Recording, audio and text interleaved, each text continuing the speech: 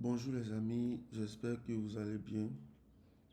Aujourd'hui, on va faire un récapitulatif de l'analyse que j'ai faite précédemment en ce qui concerne EuroGBP. Donc, on avait commencé déjà par identifier la structure de daily.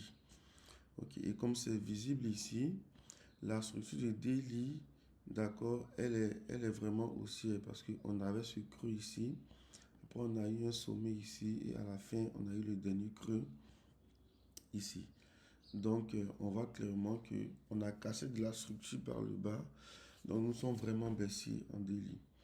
D'accord. Et après le daily, nous sommes passés en 4 heures. Donc, en 4 heures, pour le coup, on avait identifié ce point-là ici comme étant la dernière structure. Je vais changer de couleur. D'accord. On avait ce point-là ici. Tant pour moi. Ok. Donc, on avait ce point ici et le dernier creux de 4 heures était là. Donc, le prix se déplaçait entre ce niveau ici, d'accord, et ce dernier niveau-là.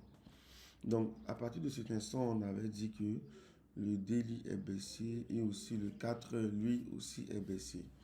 Et par conséquent, ça m'a permis à moi de tracer la supply zone du 4 heures. Donc, c'est-à-dire quoi? Comme le daily est baissier et que le 4 heures est baissier, je vais chercher des ventes, mais à partir d'une zone de vente de 4 heures.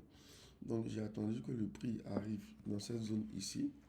Et lorsque le prix est arrivé dans cette zone ici, j'ai cherché une confirmation en 15 minutes. Donc, le prix, une fois ici, on avait une structure haussière. Et par la suite, le prix s'est retourné à la baisse. On a eu un changement de structure à partir d'ici. Donc, à partir de cet instant-là, il y a un phénomène qu'on appelle un réalignement. Donc, on a le daily qui est baissier, on a le 4 heures qui est baissier, et au même moment, on a finalement le 15 minutes, lui, qui est aussi baissier. Donc, à partir de cet instant-là, je suis rentré en vente à ce niveau-là ici, et j'ai laissé le prix venir jusqu'à clôturer sur le dernier creux de 4 heures ou de daily. Donc, c'est un trade qui s'est bien passé, mais qui a vraiment pris du temps. Ça a duré 2 semaines.